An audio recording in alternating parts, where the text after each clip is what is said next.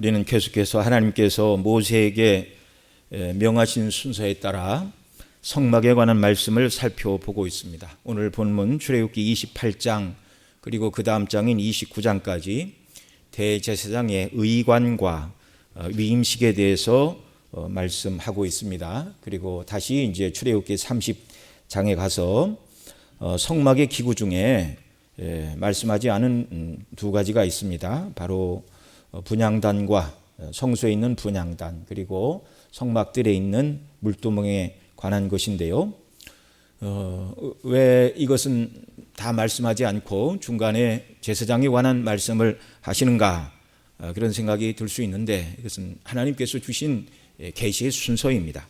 이 물두멍과 분향단 다 제사장들이 성막에서 섬길 때 필요한 기구들이었습니다. 성소 안으로 들어가기 전에 물두멍에서 물을 떠서 씻어야 됐고요. 그리고 이제 분향단은 제사장들이 들어가서 향을 피워야 되는 그런 이제 기구였습니다. 그래서 이 두 가지는 다 제사장의 섬김과 밀접한 관련이 있는 것이죠. 그래서 성막에 관한 말씀을 하시는 중간에 제사장의 옷과 위임 규례를 말씀하시고 그리고 그 뒤에 30장에 가서 두 개의 성막의 기구인 분향단과 물두멍을 이렇게 만들라 이렇게 말씀하고 계십니다. 그래서 이 성막과 제사장에 관한 말씀이 구분되지 않고 혼합되어 한꺼번에 주어지고 있다라는 것을 우리가 알 수 있는데요. 우리 성도님들 생각에 성막과 제사장 중에 어느 것이 더 중요하다고 생각이 드십니까? 자, 제사장들은 단순한 성막의 관리인이 아닙니다. 성막만 중요하고 제사장은 그 중요한 성막을 지키고 관리하는 심부름꾼에 불과한 것이 아닙니다. 이 성막의 그림을 좀 잠깐 띄워주시기 바랍니다. 우리가 쭉 살펴봤던 것처럼 이제 성막은 사람이 볼 때는 이제 출입문 출입문 그 다음에 이제 외관이 눈에 먼저 보이겠지만 하나님께서는 이 계시를 말씀하신 순서가 맨 먼저 언약궤였습니다.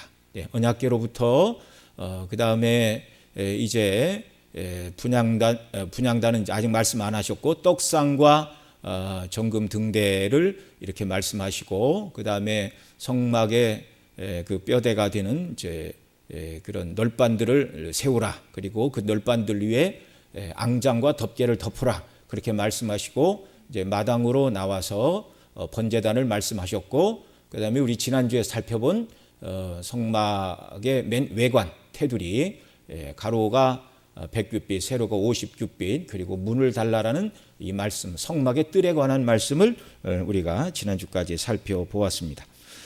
자, 이 모든 것들이 다 이렇게 중요하죠. 다 중요한데 이것과 마찬가지로 이 성막에서 섬기는 제사장도 그것의 일부라는 사실입니다. 왜 그렇죠? 성막에 널빤과 앙장만 있고 성막 안에 있어야 될 언약궤, 분향단, 그 다음에 떡상과 정금 등대가 없었다면 성막의 기능을 할 수가 없는 것이죠. 또 우리가 살펴본 모든 것 다 성막 본체뿐만 아니라 그 안에 기구 또 성막들에 있는 번제단과 물두멍 그 다음에 밖에 장을 쳐서 성막들을 다 구별했다 할지라도 그곳에서 하나님 앞에 제사하고 예배드리는 제사장들이 없다면 이 모든 성막은 뭐 한마디로 얘기해서 무용지물이 되는 것입니다. 그래서 이 모든 것 성막의 기구뿐만 아니라 여기에서 제사로 하나님께 예배하고 섬기는 제사장 이 모두가 다 중요한 것입니다. 이 제사장도 다 그래서 성막의 일부다 이렇게 말씀을 드릴 수가 있는 것이죠. 이렇게 앞서 살펴본 성막의 모든 것은 전부 참 성전이신 예수 그리스도의 모형이었습니다. 오늘부터 몇 시간 살펴보려는 제사장에 관한 말씀도 우리의 영원한 참 대제사장 예수 그리스도의 모형입니다. 그래서 성막의 기구뿐만 아니라 제사장 제도도 모두 귀하고 동일하게 중요하며 우리에게 주시는 교훈도 역시 그리스도 안에서 우리를 구원하시는 똑같은 교훈이 우리에게 주어지고 있다는 사실입니다. 이 족장 시대에는 가장이 제사장이 되어 하나님께 제사를 드렸습니다. 아브라함과 이삭과 야곱이 그들입니다. 그러나 이제 이스라엘 민족 전체가 애굽에서 나와 한 국가로 세워지고 있기 때문에 가정의 가장이 제사장으로 섬기는 일은 이제 불가능하게 되었습니다. 그래서 전체 이스라엘이 하나님께 제사하고 예배하는 처소인 성막을 만들라 하신 것이고, 그래서 이 성막을 기준으로 동서남북에 세 지파씩 12지파가 위치하도록 그렇게 하나님이 명하시는 것이죠. 체계적이고 통일성 있게 제사를 드릴 성막을 주시고 제사장 제도를 주신 것입니다. 오늘은 출애굽기 28장 1절로 14절 말씀을 읽었는데요. 여기서 세우신 제사장 제도와 제사장의 의관 중에 에봇에 대해서 먼저 살펴보려는데, 주의 성령께서 기름 부음의 은혜를 주시어 이 말씀의 의미를 잘 깨닫고 대제사장 되신 그리스도를 인하여 기뻐하고, 그리고 그리스도 안에서 더욱 하나님 앞에 담대히 나아가는 저와 여러분 모두가 되도록 은혜를 더하여 주시기를 바랍니다. 자, 하나님께서 제사장으로 세우신 사람은 누구이죠? 자, 우리 1절 말씀 함께 읽습니다. 너는 이스라엘 자손 중 내 형 아론과 그 아들들 곧 나답과 아비후와 엘르아살과 이다말을 그와 함께 내게로 나오게 하여 나를 섬기는 제사장 직분을 행하게 하되. 아멘. 자, 하나님께서 맨 처음 이스라엘 전체를 위하여 세우신 제사장이 누구였습니까? 아론과 그의 아들들이었습니다. 이 5명의 이름을 쭉 나열하고 있죠. 하나님께서 지명하여 부르셨습니다. 아론과 그 다음에 그 아들들 나답, 아비후, 엘르아살, 이다말, 이 5명이 제사장으로 하나님 앞에 섬겨야 된다. 그 중에 이제 아론은 이제 대제사장이고 그 아들들이 이제 일반 제사장이 되는 것입니다. 우리가 아는 것처럼 레위기 10장에 가면 나답과 아비후가 다른 불, 번제단에 있는 불을 가지고 하나님 앞에 향을 피워야 되는데, 다른 불로 향로에 불을 피우다가 여호와께로 불이 나와 이 둘이 다 그 자리에서 죽고 말았습니다. 그때 하나님께서 아무에게도, 아론에게도 그 형제들에게도 울지 말고 시체를 만지지도 말고 하나님의 구별받은 제사장이니 바르게 섬겨라, 그렇게 말씀하십니다. 그 이후로 이제 아론이 대제사장이고 남은 두 아들 엘르아살과 이다말만 제사장으로 섬겼는데, 이제 민수기 20장에 가면 하나님께서 아론을 부르십니다. 부르실 때 모세에게 내 형 아론과 그 아들 엘르아살을 호르산에 데리고 가라, 그렇게 말씀하시고 아론의 옷을 벗겨 엘르아살에게 입히라, 그렇게 말씀하셨습니다. 그러자 아론이 죽고 엘르아살이 이제 대제사장으로 아론의 뒤를 이어 섬기게 되었던 것입니다. 그다음에 아론이 죽은 다음에는 아론의 아들들 중에, 손자들 중에 한 사람만 대제사장이 되고, 이제 그가 죽으면 또 다른 대제사장을 세웁니다. 생전에 세우는 법은 없습니다. 그러나 이제 예수님 당시에는 로마가 간섭을 해서 안나스와 가야바 전직 현직 대제사장이 있었던 것이죠. 자, 그리고 나머지 모든 아들들과 손자들은 제사장으로 섬기도록 하나님께서 이 규례를 주셨습니다. 자, 아론은 모세의 형이었죠. 그는 하나님께서 모세를 이스라엘의 지도자로 세우셨을 때 모세의 입이 되어 바로에게 나아가 10가지 재앙이 내려지는 현장에서 모세를 도운 귀한 일꾼이었습니다. 이제 제사장을 세워야 될 때가 오자 하나님께서는 모세의 형 아론에게 하나님을 섬기는 제사장의 직분, 곧 존귀한 사명을 그와 그의 아들들에게 주셨습니다. 그러나 아론이 제사장이 된 것은 하나님의 은혜인 줄 알아야 됩니다. 자, 왜 그렇죠? 아론이 모세를 도왔으니 당연히 존귀한 제사장의 직분은 아론에게 가는 것은 당연하다, 이런 생각을 할 수 있겠으나, 그러나 2가지 이유로 아론이 제사장이 된 것은 하나님의 은혜입니다. 첫째는 야곱이 임종을 앞두고 창세기 49장 5절과 7절에 보면 그 아들들에 대하여 예언할 때 이렇게 말하죠. 야곱의 딸 디나의 사건을 인하여 세겜 사람들에게 할례를 받으라, 그렇게 말하고 할례를 받지 않으면 디나를 아내로 줄 수 없다. 그러자 세겜 사람들이 다 기뻐하여 할례를 받았는데 제3일에 시므온과 네이가 칼을 차고 나가 세겜 사람들을 학살함으로 악한 냄새를 피웠습니다. 그 일을 기억하며 야곱이 이렇게 말하고 있습니다. 거기 같이 읽습니다. 시몬과 네이는 형제요 그들의 칼은 잔해하는 기계로다. 그 노염이 혹독하니 저주를 받을 것이요 분기가 맹렬하니 저주를 받을 것이다. 내가 그들을 야곱 중에서 나누며 이스라엘 중에서 흩으리로다. 야곱은 시몬과 레위를 이스라엘 가운데 흩고 그들은 저주를 받을 것이다 이렇게 말했죠. 뿐만 아니라 지금 하나님께서 지금 계속 25장부터 이 30장의 이 내용 모든 성막을 어떻게 짓고 제사장을 세우라고 한 이 말씀은 지금 하나님께서 언약을 맺으신 후 모세를 산 위에 불러서 산 꼭대기에서 지금 모세에게 이 말씀을 주시고 있었어요. 그런데 그 산 아래에서는 무슨 일이 있었죠? 백성들이 아론에게 말합니다. 일어나라 우리를 인도할 신을 우리를 위하여 만들라. 이 모세 곧 우리를 애굽 땅에서 인도하여 낸 사람은 어찌 되었는지 알지 못함이니라. 이렇게 말할 때 아론이 백성들에게 너희 아내와 너희 자녀의 귀의 금고리를 빼어 내게로 가져오라 말하고 그리고 그것을 받아 뜨거운 불에 녹여 부어서 각도로 새겨 금송아지를 만들고 이것이 너희를 애굽에서 인도한 여호와라 이렇게 말했죠.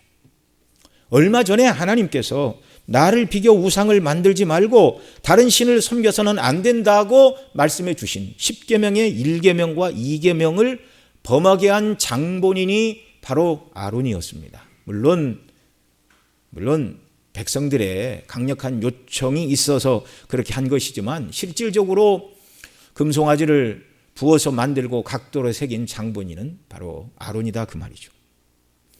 지금 하나님께서는 산 위에 모세에게 말씀을 주시면서 산 아래의 형편을 아십니까? 모르십니까?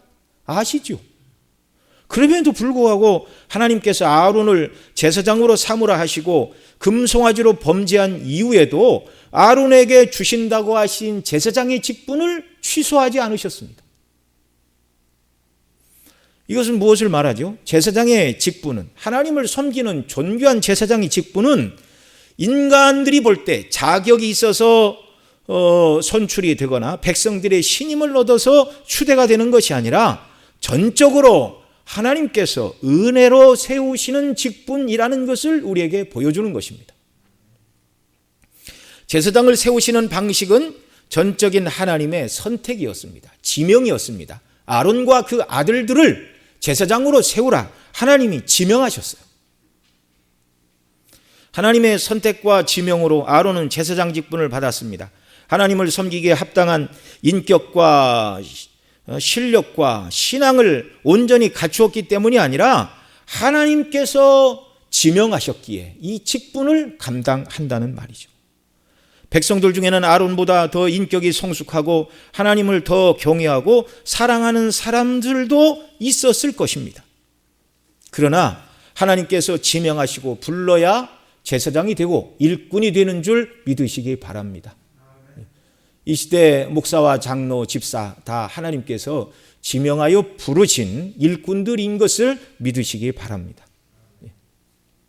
다른 사람보다 인격과 실력과 인품이 뛰어나면 좋겠지만 그렇지 않다 할지라도 하나님께서 지명하여 부르셨고 직분을 감당하라고 하신 것이죠. 이것을 알지 못한 훗날에 아론과 그 자녀들을 시기하여 스스로 제사장 되기를 구하는 자들이 있었습니다. 그것이 바로 민수기 16장에 기록된 고라 당들입니다. 그들은 스스로 제사장 되기를 원하여 250명이나 나섰는데요. 모세가 그들에게 너희가 향로에 불을 담고 향을 두라 그렇게 말하면서 민수기 16장 10절 11절에 이렇게 말합니다. 같이 읽습니다. 하나님이 너와 내 모든 형제 레위 자손으로 너와 함께 가까이 오게 하신 것이 작은 일이 아니오늘 너희가 오히려 제사장의 직분을 구하느냐. 그러니까 이 전체 레위 지파는 성막에서 섬기는 특별한 존귀한 직임을 허락해 주셨죠. 그런데 레위 지파 중에 이 고라당과 일부 사람들이 거기에 만족하지 않고 왜 아론과 아론의 아들들만 제사장과 대제사장이 되느냐? 우리가 무엇이 부족하느냐? 그렇게 스스로 제사장의 자리를 구했다 그 말입니다. 11절 이를 위하여 너와 너의 무리가 다 모여서 여호와를 거스리는도다. 아론은 어떠한 사람이건대 너희가 그를 원망하느냐? 하나님이 지명하여 부르셨어요. 결국 하나님께서는 고라당을 심판하심으로 제사장의 직은 사람이 원해서 얻는 직분도 아니고 자격과 실력이 있어서도 아니고 하나님께서 지명하여 부르심으로 이 직을 감당해야 한다는 것을 명확하게 보여주셨습니다. 신약의 사도들도 마찬가지죠. 예수님의 12사도들 공부 많이 한 사람이 거의 없습니다. 대다수가 갈릴리 어부 출신이고 거기에는 열심당원 혁명가도 있었고요. 또 세금을 걷던 사람들에게 손가락질 받던 세리도 그 중에 한 사람이었습니다. 그런데 주님은 세상 사람들이 볼 때 자격 없다 이렇게 말하는 사람들 중에 제자를 부르시고 성령을 부어주시어 그 직임을 감당하게 하셨습니다. 사람들의 생각대로라면 가장 경건한 바리새인과 서기관들 중에 제자를 선발해야 마땅하다 그렇게 말했겠죠. 여러분, 사람은 다 연약합니다. 모두 아담의 후손으로 죄인입니다. 그 중에 하나님께서 은혜로 아론을 제사장으로 부르신 것이지 자격이 있어서 제사장으로 하나님을 섬기도록 한 것이 아니라는 것 알아야 됩니다. 하나님의 일꾼의 자격은 하나님이 지명하여 부르신 자들이고, 또 그러면 그러면 일꾼들은 힘이 있어야 되는데 능력은 어디서 오는가? 능력은 하나님 말씀에 순종하는 데서 오는 줄 믿으시기 바랍니다. 요단강이 흘러 넘칠 때 법궤를 맨 제사장들에게 요단물을 밟으라고 하셨을 때 제사장들이 그 요단강에 발을 들여놓을 때 요단강물이 멈추게 되었고 그들은 마른 강물 요단강을 건너 가나안 땅에 들어갈 수가 있었습니다. 일꾼은 하나님이 지명하여 세우시고 그들에게 능력을 주시는데 능력의 비결은 말씀대로 순종하는 데 있다는 사실을 마음에 새기시기를 바랍니다. 오늘도 우리가 하나님을 섬기며 살아갈 때 내가 부족한 것 투성인데 어떻게 하나님을 섬기나 그런 세상적인 염려와 근심하지 마시고 말씀대로 순종하시기 바랍니다.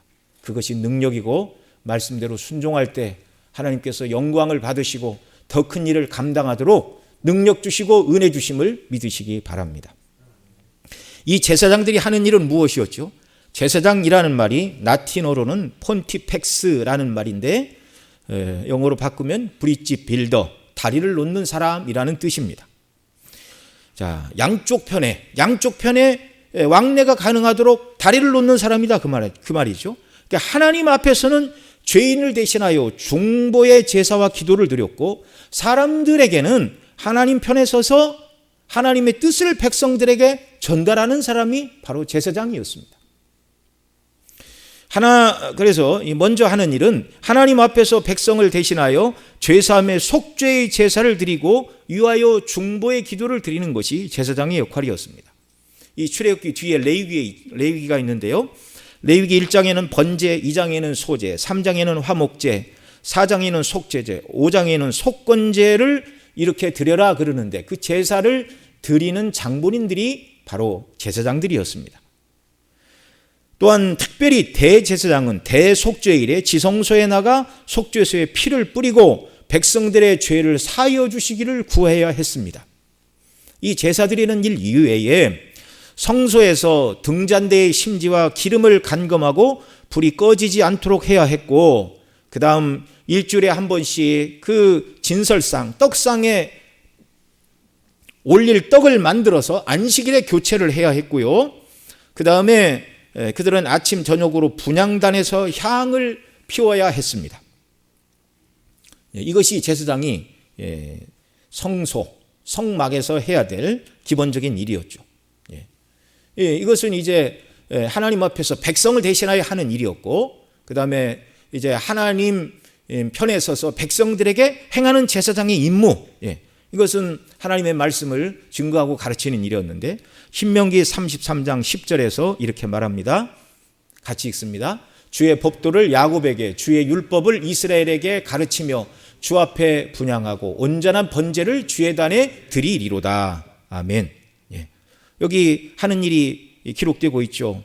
번제단에 주 앞에서 분향하고 번제단에 온전한 번제를 주의 잔에 드릴 뿐만 아니라 주의 법도를 야곱에게 주의 율법을 이스라엘 백성들에게 가르치는 그 일이 바로 제사장들에게 하나님께서 맡기신 일이라는 말입니다. 그러나 아론의 후손이라도 몸에 흠이 있는 자들은 제사장이 될 수가 없었습니다. 이걸 레위기 21장 17절과 21절, 23절에서 이렇게 말합니다. 우리 같이 읽습니다. 아론에게 고하여 이르라. 물은 너의 대대 자손 중 육체에 흠이 있는 자는 그 하나님의 식물을 드리려고 가까이 오지 못할 것이라. 제사장 아론의 자손 중에 흠이 있는 자는 나와 여호와의 화제를 드리지 못할지니 그는 흠이 있은즉 나와 하나님의 식물을 드리지 못하느니라. 그는 하나님의 식물의 지성물이든지 성물이든지 먹을 것이나 장 안에 들어가지 못할 것이요 단에 가까이 못할지니 이는 그가 흠이 있음이라. 이와 같이 그가 나의 성소를 더럽히지 못할 것은 나는 그들을 거룩하게 하는 여호와임이니라. 아멘. 여러분, 왜 신체에 흠이 있는 사람은 제사장이 될 수 없다? 성물은 다 제사장이 가족이니까 성물을 먹어야 생활을 하죠. 성물은 먹을 수 있지만 제사장의 직분은 감당할 수 없다고 말씀하신 이유가 무엇이죠? 구약시대의 육체의 흠은 죄악의 상징이었습니다. 흠 있는 자가 하나님을 섬길 수 없다, 그 말은 죄인은 하나님을 섬길 수 없다는 말이죠. 누구나 다 죄인인데 그게 무슨 말입니까? 특별히 육체의 그런 흠이 구약 시대는 이제 죄로 인한 상징이다, 이렇게 이해를 했다, 그 말이죠. 누구나 죄가 있으나 겉으로 드러나는 허물이 있는 사람은 하나님의 제사장이 될 수 없다, 그 말입니다. 이것은 점도 티도 조금의 허물도 없으신 우리의 참 대제사장이시고 무죄하신 우리 주 예수 그리스도를 상징하는 것입니다. 예수 그리스도는 죄가 하나도 없으신 참 사람임과 동시에 하나님의 아들이시죠. 제사장은 양편을 잘 알아야 되는데 참 사람이라서 사람의 입장을 알고 하나님의 아들이셔서 하나님의 입장을 누구보다 잘 아시는 분이 바로 우리 예수님입니다. 그분이 하나님 아들이시기 때문에 온전한 대제사장, 완전한 중보자의 자격을 우리 주님은 갖추셨고 저와 여러분을 위한 속죄의 제사를 완벽하게 자신을 제물로 드려 제사를 드리신 우리의 대제사장이시고 또한 동시에 제물이 되시는 우리 주님이십니다. 자, 그러면 육체에 흠이 없다 하여도 인간은 모두 죄인인데 누가 하나님을 과연 섬길 수 있는가? 이런 의문이 들 수 있죠. 그래서 하나님은 오늘 본문 말씀을 통하여 제사장들에게 거룩한 옷을 지어 입히라고 말씀하신 것입니다. 죄인들 중에서 제사장으로 부름을 받았기에 하나님은 그들에게 죄의 수치를 가리는 거룩한 옷을 지어 입히게 하심으로 제사장의 직분을 감당하게 하신 것입니다. 자, 오늘 본문 2절로 3절 같이 읽습니다. 내 형 아론을 위하여 거룩한 옷을 지어서 영화롭고 아름답게 할지니 너는 물은 마음에 지혜 있는 자 곧 내가 지혜로운 영으로 채운 자들에게 말하여 아론의 옷을 지어 그를 거룩하게 하여 내게 제사장 직분을 행하게 하라. 아멘. 만일 이 거룩한 옷, 하나님이 명하신 이 옷들을 입지 않고 성소에 들어가면 어떻게 될까요? 죽지요. 그 모든 죄와 수치를 가리우는 거룩하신 하나님을 섬기기에 합당한 거룩한 옷으로 죄와 수치를 가리지 않고는 성소에 들어갈 수가 없었습니다.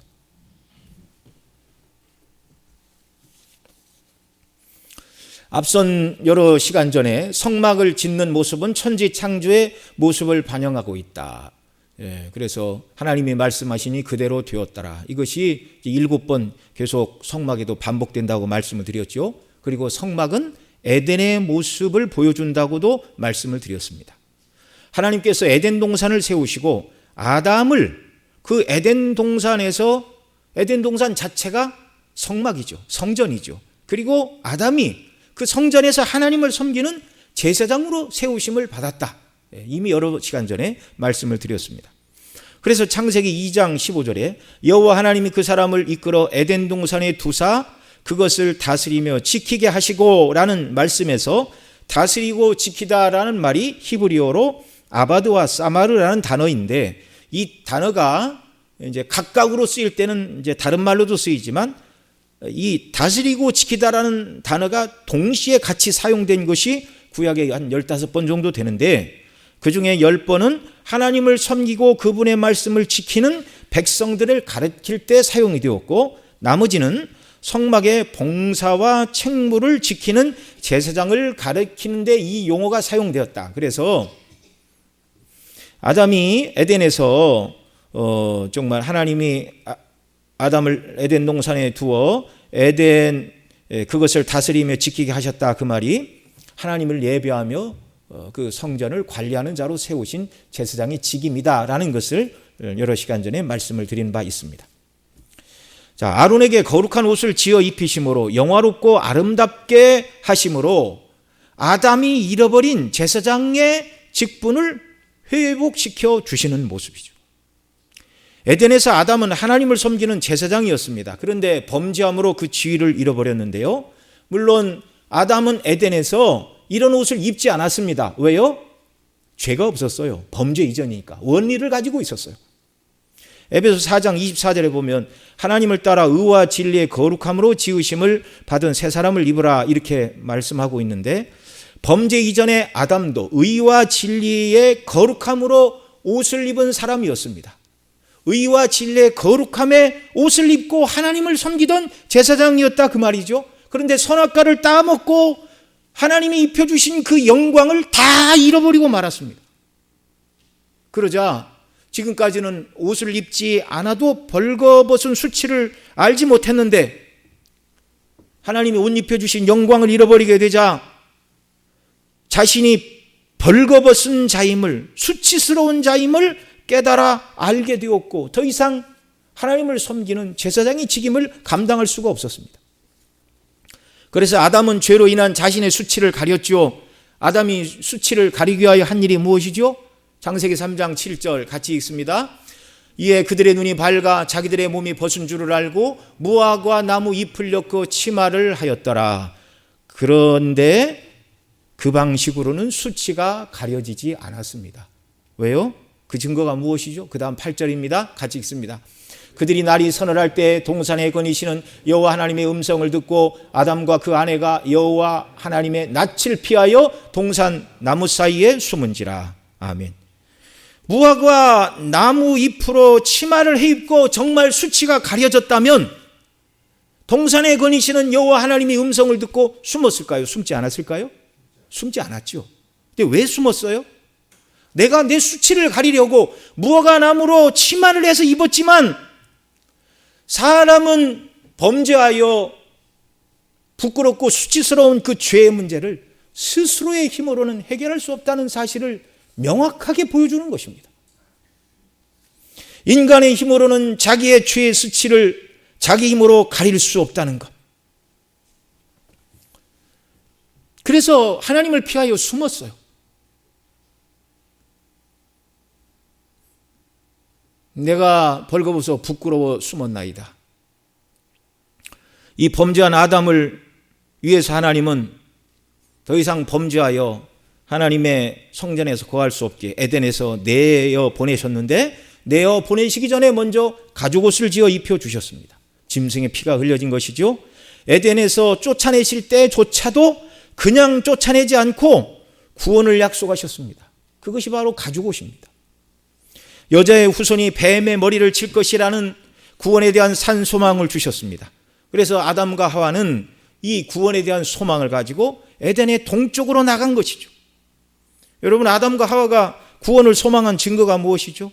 범죄 후에 하나님께서 맨 마지막 3장 19절 너는 흙이니 흙으로 돌아갈 것이니라 그렇게 말씀하신 다음에 그 다음 창세기 3장 20절에서 아담이 그 아내를 하와라 이름하였으니 그는 모든 산자의 어미가 됨이더라 이렇게 말합니다. 아담은 여자의 후손을 통하여 죽은 자들이 아니라 산 자들의 어미가 될 것이라고 이름을 지었죠. 오실 메시아를 바라보고 메시아를 통한 구원의 소망을 아담이 가진 것입니다. 하와도 마찬가지죠. 창세기 4장 1절에 보면 첫 아들을 낳고 이름을 가인이라 하였는데 가인이라는 뜻은 그 남자입니다. 내가 여호와로 말미암아 등남하였다. 등남, 아들을 낳았다 그 말인데 그 남자를 낳았다 그 말입니다. 히브리어로는. 그 남자가 누구인가? 하나님께서 말씀하신 여자의 후손은 뱀의 머리를 칠 것이라고 하신 바로 그 남자가 자기가 낳은 첫 번째 아들 가인인 줄 알고 하와는 이름을 그렇게 지은 거예요. 그러나 가인은 그 남자가 아니었습니다. 진정한 여자의 후손은 오랜 후에 오실 예수 그리스도, 참 사람이시요 성령으로 잉태되어 이 땅에 오신 하나님의 아들 예수 그리스도, 그분만이 뱀의 머리를 치실 진정한 여자의 후손이셨습니다. 하나님께서 이렇게 에덴 동산에서 내어보내실 때조차도 오직 메시아를 통한 구원, 믿음으로 구원 얻는 이 진리를 그들에게 주신 것입니다. 오늘 본문 2절에서 하나님께서 아론을 위하여 거룩한 옷을 지어서 입히라 말씀하시는데, 여기 거룩한 옷에서 옷이라는 말은 히브리어로 베게드라는 베게드라는 말인데, 그 기본적인 뜻은 덮다, 가리다, 그런 뜻입니다. 여러분, 오늘날 우리가 옷을 왜 입어요? 가리기 위해서. 수치와 부끄러움을 가리기 위해서. 범죄하여 하나님 앞에 감히 설 수 없고 죄인이 하나님 앞에서 느끼는 수치와 부끄러움을 가려주는 거룩한 옷을 지어서 영화롭게 아름답게 하고, 그리고 아론이 그런 옷을 입고 나를 섬길 수 있다, 이렇게 말씀하신 것이죠. 이 거룩한 옷을 입히시는 것은 그의 모든 죄와 수치를 가리워 주시는 모습입니다. 그러면 구체적으로 대제사장과 제사장들이 어떤 옷을 하나님이 입게 하셨는가? 먼저 일반 제사장들의 옷입니다. 오늘 본문 뒤에 있는 출애굽기 28장 40절로 43절 말씀 같이 읽습니다. 너는 아론의 아들들을 위하여, 아들들은 일반 제사장이에요, 속옷을 만들며 그들을 위하여 띠를 만들며 그들을 위하여 관을 만들어서 영화롭고 아름답게 하되. 그러니까 여기 세 개가 나왔어요. 속옷, 그 다음에 띠, 관, 그 다음에 41절. 너는 그것들로 내 형 아론과 그와 함께한 아들들에게 입히고 그들에게 기름을 부어 위임하고 거룩하게 하여 그들로 제사장 직분을 내게 행하게 할지니라. 아론과 그의 아들들, 그러니까 제사장, 일반 제사장이 모두가 다 속옷을 입고 띠를 띠고 머리에 관을 써야 됐습니다. 그리고 42절, 또 그들을 위하여 배로 고이를 만들어 허리부터 넓적다리까지 이르게 하여 하체를 가리게 하라. 예. 자, 이 고이는, 이 고자는 이제 바지 고자입니다. 예, 바지 고자. 그러니까 속바지. 개역 한글에서는 고이, 개역 개정에서는 속바지 이렇게 번역을 했는데, 자, 일반 제사장의 그림을 좀 보여주시기 바랍니다. 이 일반 제사장들이 입는 옷이었어요. 자, 이 하얀 옷이 겉옷입니다. 속옷입니다. 그런데 잠잘 때 입는 속옷 그런 게 아니고 이게 일반 유대인들의 외출복에 해당하는 옷이었어요. 이것을 속옷이고, 왜냐하면 그 위에 더 입어야 되니까 이걸 속옷이라고 표현한 것이지 완전히 뭐 내복과 같은 그런 옷이 아니라는 걸 알아야 됩니다. 자, 속옷, 그 다음에 띠. 근데 이 띠는 이 뒤에 보면 이렇게 금색, 청색, 자색실을 혼합해서 띠를 만들라 말씀하신 것이고, 머리에 관을 씌우라 말씀하셨고, 오늘 우리가 읽은 42절에 배로 이렇게 고운 배를 말한 것입니다. 흰 세마포, 흰색 속바지를 만들어 입어라. 그러니까 일반 대제사장들에게 주셨던 옷은 몇 가지지요? 바로 네 가지입니다. 이 네 가지는 완전수이죠. 그 의미를 계속 살펴보겠지만, 우리의 완전한 대제사장이신 예수 그리스도를 예표하는 것이죠. 그리스도 안에서 하나님을 섬기는 왕 같은 제사장으로 삼아주신 저와 여러분이 하나님 보실 때 이런 모습입니다. 더 나아가 제사장의 모습입니다. 여기에 대제사장은 네 가지를 더 갖추어야 됐는데요. 오늘 본문 4절 말씀 먼저 읽습니다. 시작. 그들의 지을 옷은 이러하니 곧 흉패와 애복과 겉옷과 반포 속옷과 관과 띠라. 그들이 내 형 아론과 그 아들들을 위하여 거룩한 옷을 지어 아론으로 내게 제사장 직분을 행하게 할지며. 이 4절 앞부분에 흉패와 애복과 겉옷과 반포 속옷, 관과 띠. 이 뒤에 반포 속옷과 관과 띠는 일반 제사장들이 함께 입는 옷, 뒤에 40절에서 나왔죠. 대제사장만 입는 것은 흉패와 에봇과 겉옷, 이 세 가지. 그리고 한 가지가 더 있습니다. 뒤에 36절로 가면 36절 띄워주세요. 같이 읽습니다. 너는 또 정금으로 패를 만들어 인 새기는 법으로 그 위에 새기되 여호와께 성결이라 하고 그 패를 청색 끈으로 관 위에 매되 곧 전면에 있게 하라. 아멘. 자, 대제사장 그림을 좀 보여주시기 바랍니다. 이게 대제사장이 입었던 이제 옷입니다. 이제 일반 제사장이 입던 속바지, 그 다음에 속옷, 그 다음에 띠, 관은 똑같고요. 그 위에 무엇을 더했는가? 에봇, 그 조끼처럼 되어 있는 거, 그 전체가 아래까지, 그 앞치마 같은 그 전체가 에봇입니다. 그 다음에 이제 에봇 이외에 이제 흉패라고 말씀하셨죠. 흉패는 앞가슴에 거기 12개의 보석이 달린 거 흉패인데, 두 겹으로 짜서 앞에는 12보석이 있고 그 안에는 주머니가 있습니다. 그 주머니에 우림과 둠밈을 넣습니다. 그리고 이제 그러니까 이제 그 다음에 이제 청색옷, 이게 겉옷입니다. 청색옷, 에봇, 그 다음에 에봇 위에 흉패, 그리고 이제 하나 더 네 번째가 대제사장 이마에 있는 정금패, 여호와께 성결이라고 쓴 이 정금패. 그래서 일반 제사장은 4가지, 대제사장은 여기에 4가지를 더하여 8개, 팔은 사의 완전수의 2배인데, 이거 역시 완전한 대제사장 되시는 예수 그리스도를 상징하고 있습니다. 자, 에봇에 대해서는 오늘 우리가 읽은 대로 6절로 14절에서 말씀하고, 그 다음에 흉패는 우리 다음 시간에 살펴볼 텐데 15절로 30절, 그리고 청색 겉옷은 31절로 35절에서 말씀을 하고 있습니다. 자, 대제사장과 제사장들이 입는 옷, 이 8가지 의관을 앞으로 쭉 살펴보겠지만, 오늘 남은 시간에는 이제 대제사장의 옷 중에 첫 번째 에봇에 대해서 살펴보도록 하겠습니다. 자, 오늘 본문 6절로 8절 띄워주시기 바랍니다. 오늘 본문 6절로 8절 같이 읽습니다. 그들이 금실과 청색자색 홍색실과 가늘게 꼰 배실로 공교히 짜서 에봇을 칠 때 그것에 견대 둘을 달아 그 두 끝을 연하게 하고, 에봇 위에 매는 띠는 에봇 짜는 법으로 금실과 청색자색 홍색실과 가늘게 꼰 배실로 에봇에 공교히 붙여 짤지며. 아멘.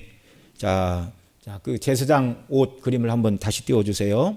그 에봇을 짜되 이 에봇을 금실과 청색자색 홍색 그리고 가늘게 꼰 배실은 이제 흰색 실입니다. 자, 이런 실들로 에봇을 짜고, 그 다음에 그 어깨 견대도 역시 마찬가지로, 그러니까 이 에봇은 뭐 앞치마 2장이라 이렇게 생각을 하면 됩니다. 앞뒤로 이렇게 있고, 그 다음에 이제 어깨에 이렇게 견대, 어깨띠를 연결을 해가지고 앞뒤를 고정하고, 이렇게 붙어 있지 않으니까 펄렁거리니까 이렇게 띠를 매도록 그렇게 하신 것이죠.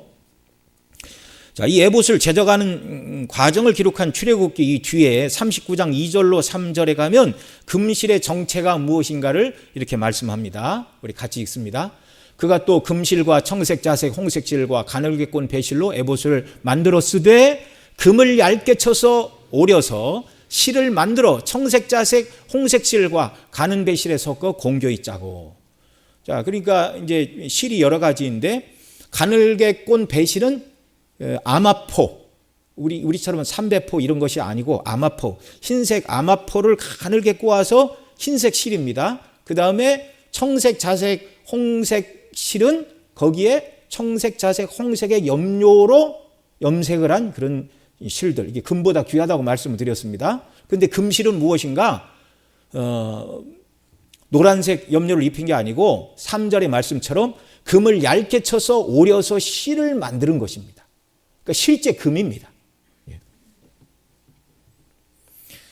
자, 출애굽기 26장 1절로 14절 앞에 있는 말씀을 통해서 성막의 덮개를 만들라는 말씀을 살펴보면서, 성막의 앙장과 덮개가 3겹이라고 말씀을 드렸죠. 첫 번째 앙장은 세마포 흰 천 위에 청색, 자색, 홍색 실로 그룹을 쏘놓은 앙장을 덮으라 하셨고, 두 번째가 흰 염소털로 짠 앙장이요, 세 번째가 이중 덮개인데 붉은 물들인 수양의 가죽을 이 아랫덮개이고 윗덮개는 해달의 가죽이라고 말씀을 드렸습니다. 성막을 덮는 덮개가 3겹이다 그 말이죠.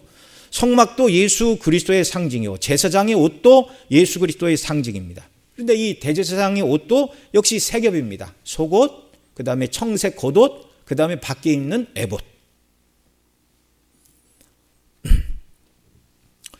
성막의 덮개는 가장 안쪽이 청색, 자색, 홍색 실로 세마포 흰 천 위에 구름을 수놓은 아름다운 앙장이었는데 대제사장의 옷은 이 앙장을 거꾸로 뒤집어 놓은 형태입니다. 그러니까 대제사장의 옷은요, 바깥이 가장 화려해요.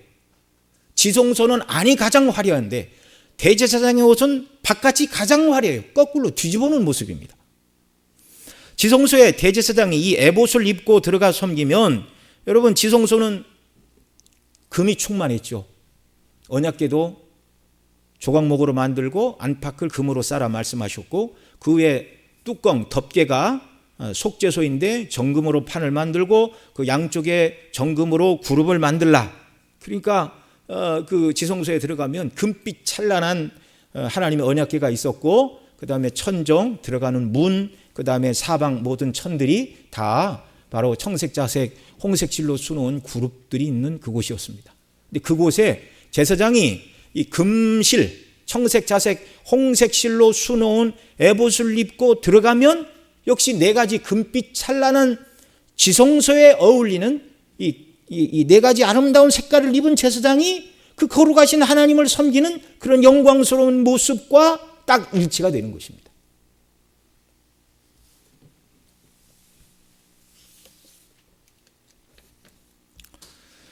이 모습은 바로 예수 그리스도의 모습이죠. 앞서 여러 번 금은 신성을 상징하고 청색은 하늘의 색으로 그리스도께서 하늘로 오신 하나님의 아들 되심을 드러낸다.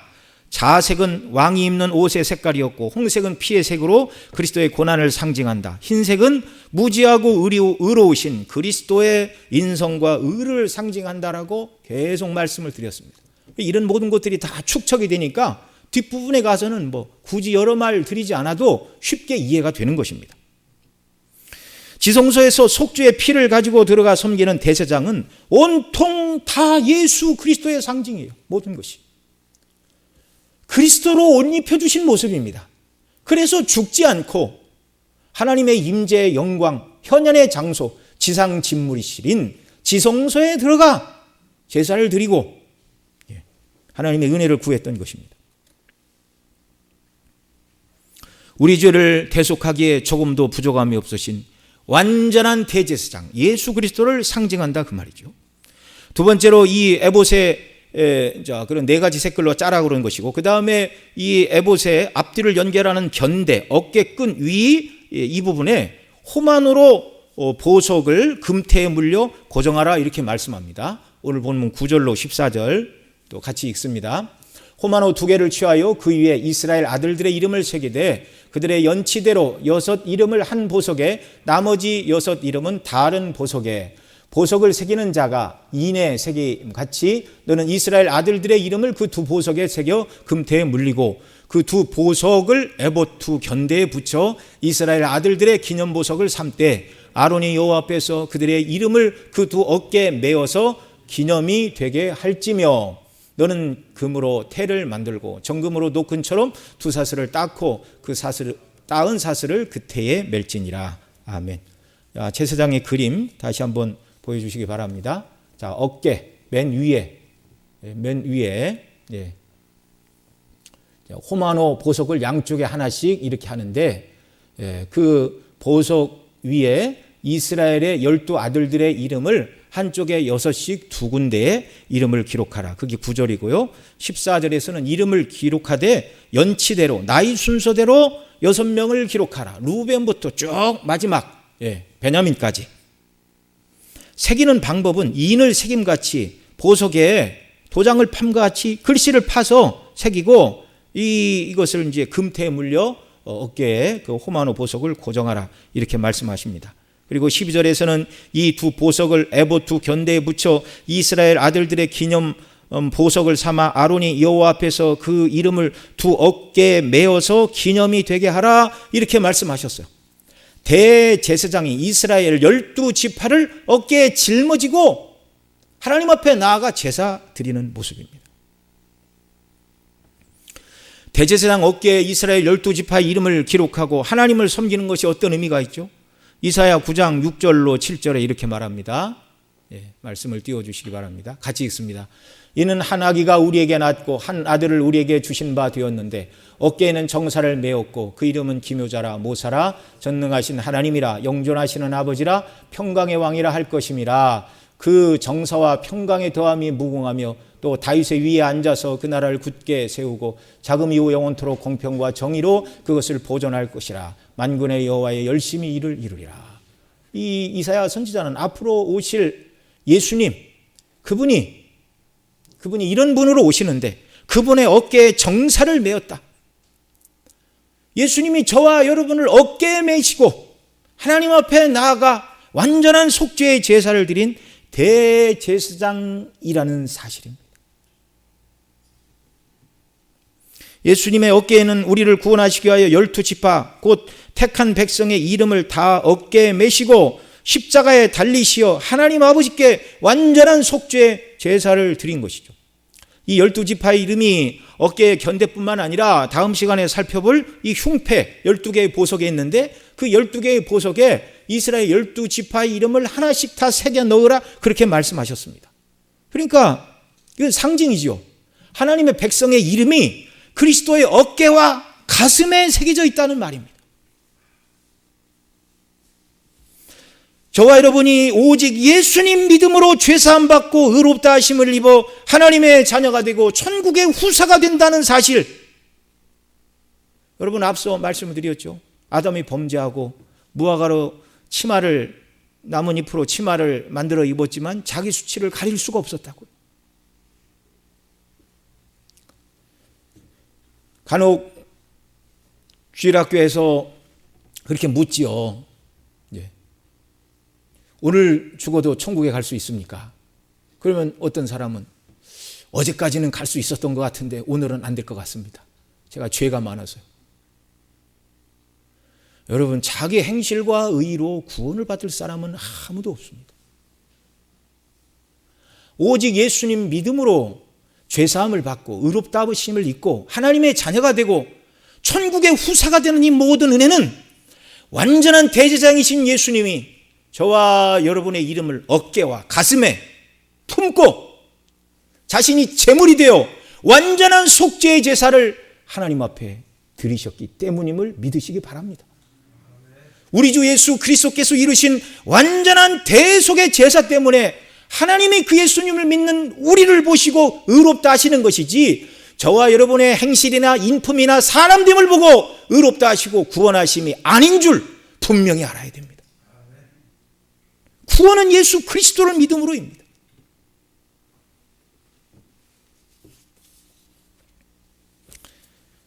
이 은혜를 입은 저와 여러분은 어떻게 살아가야 됩니까?